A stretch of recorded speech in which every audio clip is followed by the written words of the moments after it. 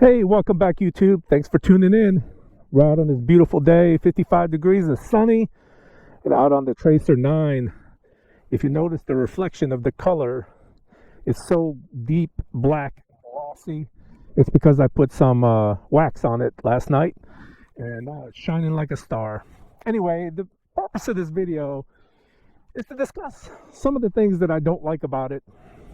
I've only had this bike a couple weeks. I've got a few hundred miles on it, and initially I already have some things that kind of irk me and I don't like about it. So let's get into this. One of the things that I wanted to talk about in no particular order, but I had to show you while the bike was stationary because I can't show you while I'm riding. But we'll start at the front. This bike, as you notice, has 4 lights up front. Well, 6 with the turn signals, but 4. These 2 down here are your high beam and low beam. This is your low beam, that's your high beam. So when it's on, let me fire it up for you. Excuse the cars.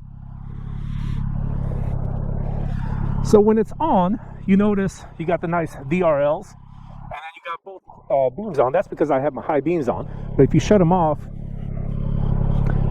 that one goes out. That's dumb. I don't like that. Why can't you just have both of them on? These are cornering lights, so when you lean over, these turn on to illuminate the road. And then you got both of them on. So I ride with both of them on just because I think it looks better and probably be seen better. Going to the next item of business that I don't like also has to do with lights. It's these things. They look goofy as hell when you're looking at them. They just stick out right there. I wish they would have somehow incorporated it, or maybe even made the DRLs the turn signal, so when you turn them on they go from white to maybe yellow. That would have been nice. I wish you could do that because they just look goofy, and when you're sitting on the bike like this, you can see them sticking out. Very annoying. Just annoys the hell out of me. Same thing for the rears, and look how flimsy they are. They just kind of flip around. Now they look cool, they're LED, I like them, but they're just so cheap and flimsy. Just stick out too far. So I think I might replace them with some smaller LEDs. I'm sure PST Industries has some.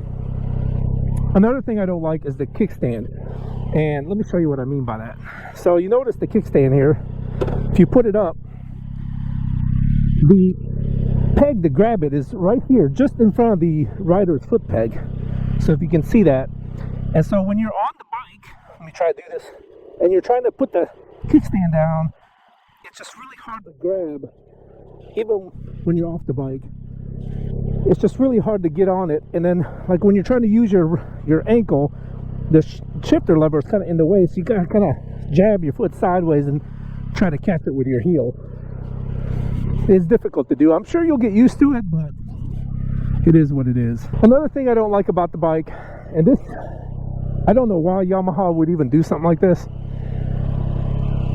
but you notice where the valve stem is? Instead of putting it in this nice big open area where you have a little bit more room to get to it, they put the valve stem in between the smallest 2 spokes. So like, how the hell are you supposed to check your tire pressure and have enough space in here? On the back, they put it kind of in the bigger spot, but real close to this spoke. Could you just move that over just a little bit so that you have some more space to get in there? This one's not so bad, but the front is absolutely ridiculous. I tried to check my tire pressure, and it's like being a contortionist to try to check your tire pressure. Those are the things I don't like that I can show you, or I have to show you while we're stationary. But there's one more thing that I don't like about this bike. Actually 2 more, but let's get on the bike, go for a ride, and I'll show you.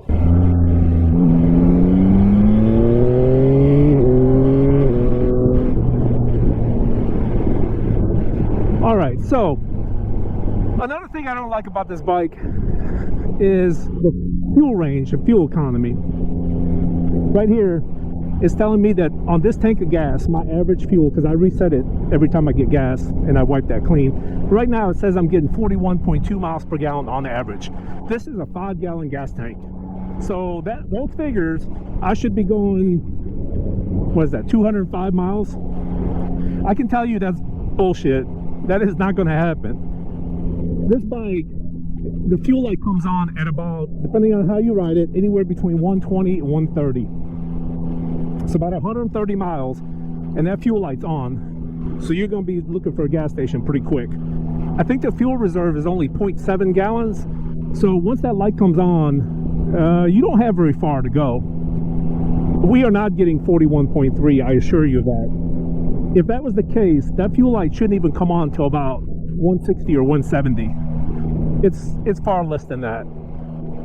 Now, most bikes, at least all the bikes I've had, when they're brand new, their fuel economy is a lot less than what it is once it's broken in.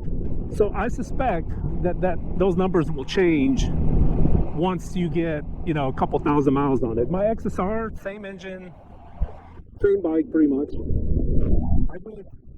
It had a smaller gas tank. I don't remember how much it was, but it wasn't 5 gallons. And I could go 130 miles before the light came on. It had a smaller fuel tank.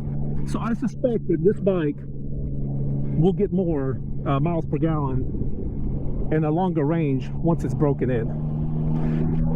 And then I think the last thing that I don't like about it, and it's probably my biggest gripe about the bike, because all the other stuff was just, you know, maybe aesthetics or personal preference or whatever. Some people might not even consider it a problem. But the biggest problem is this.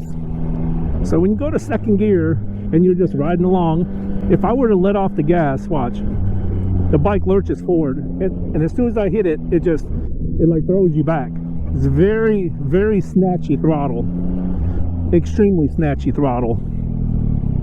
The on-off, especially second gear, not so much in the other gears, but second gear specifically, it's very, very snatchy.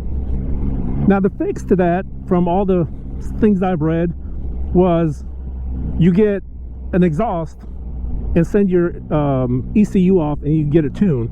An exhaust, and a Krapovich exhaust, is roughly $1,100, and then you get a tune, it's $300 to $400, something like that, and then it fixes it. So for about $1,500 you can fix the snatchy throttle. Now granted, you do get a few more horsepower, a few more foot-pounds of torque, and of course a much better sound.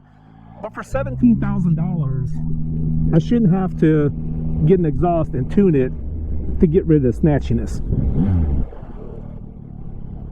That being said, I have gotten some practice on it to the point where I can apply the gas and come off the gas a little smoother. You just have to really fine-tune your wrist control to get rid of the snatchiness.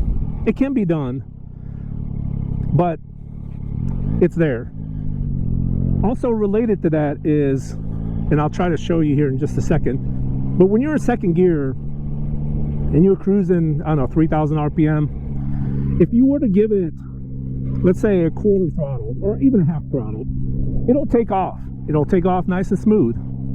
However, when it hits 6,000, without giving it any more gas, the bike will just suddenly like have more power. Just an instant rush of power that kicks in, and you didn't even give it any more gas. Now I'll try to demonstrate that here in just a second. But yeah, you're just cruising along, and I don't know how well the camera will pick this up, but it's very noticeable when you're on the bike and you're riding.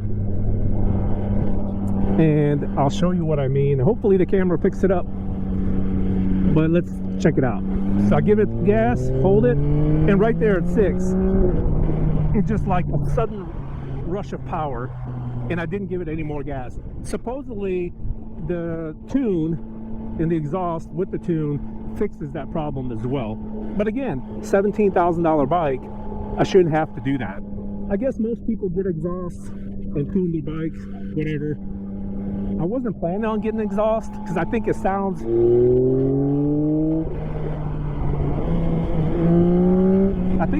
just fine. I think it sounds great, actually. But yeah, a lot of people get tunes and exhausts, and I wasn't going to, but we'll see how bad it bothers me to see if I want to do that or not. Let's go back this way.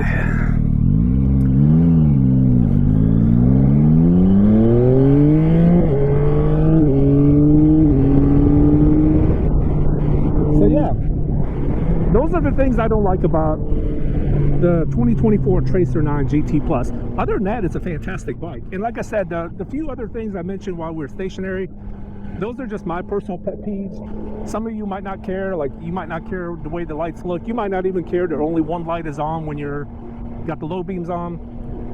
This is my personal opinion about my bike and the things that I don't like.